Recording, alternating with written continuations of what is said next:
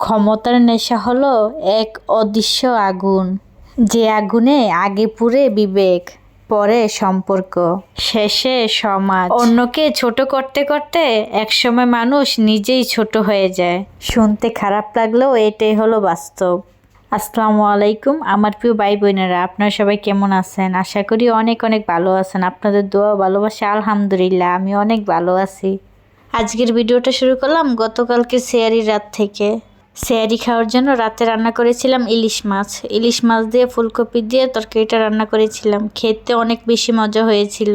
প্রথমে আমি পেঁয়াজ কাঁচামরিচগুলো দিয়ে দিলাম। পেঁয়াজ কাঁচামরিচগুলো একটু লাল লাল হওয়ার পরে বাপিয়ে রাখা ফুলকপিগুলো দিয়ে দিচ্ছি।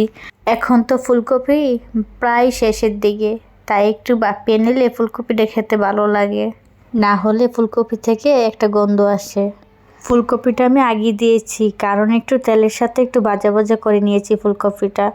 তারপরে এখন আমি সব কটা গুঁড়া মশলা দিয়ে দিলাম। গুঁড়া মশলা দেওয়া হলো। এখন আমি ফুলকপিটা ভালো করে কষিয়ে নেব। যত সুন্দর কষানো হবে ততই কিন্তু খেতে বেশি মজা হবে।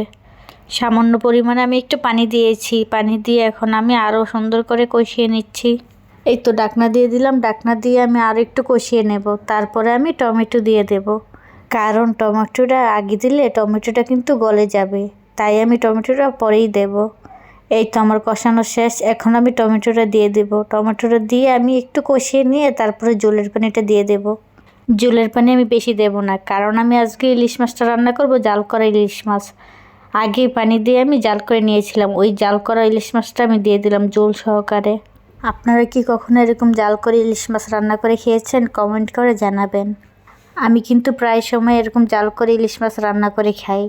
এই তো আমার তরকারিটা কিন্তু বলক চলে আসলো, আর তরকারিটা সিদ্ধ হয়ে গেছে। এখন আমি তরকারির উপরে ধনিয়া পাতা দিয়ে দিয়েছি। ধনিয়া পাতা দিয়ে আমি তরকারিটা নামিয়ে নেব। এই তো আমার তরকারি রান্না শেষ। কালারটা কেমন হয়েছে কমেন্ট করে জানাবেন। সেহরি খাওয়ার সময় আর ভিডিও করা হয়নি, তাই আর ভিডিওটা শেয়ার করতে পারলাম না, কিন্তু খেতে অনেক বেশি মজা হয়েছিল। যাই হোক, রান্নাবান্না তো শেষ, সারাদিনের ভিডিও করা হয়নি। আবারও সন্ধ্যার ভিডিওতে চলে আসলাম ইফতারির ভিডিও নিয়ে। আমি তো এবছর অনেক বেশি অলস হয়ে গেছি, শুধু বাহিরের ইফতারি খাচ্ছি। এখন পর্যন্ত বাসার থেকে ইফতারি বানানো হয়নি। আশা করি সামনে কয়েকদিনের ভিতরে বাসায় ইফতারি বানানো শুরু করবো, আর বাহির থেকে কিনে আনবো না। এখন আবার বাসায় গ্যাস থাকে ইফতারির আগে দিয়ে, তাই ভাবলাম বাসায় ইফতারি বানাবো। আপনারা কে কী দিয়ে ইফতারি করলেন কমেন্ট করে জানাবেন। আমার ইফতারিতে কিন্তু আজকে এগুলোই ছিল। ইফতারি করতে করতে আমার ভিডিওটা শেষ পর্যায়ে চলে আসলো। এখন আমি আপনাদের কাছ থেকে বিদায় নিয়ে নেব। আল্লাহ হাফেজ। আসসালামু আলাইকুম।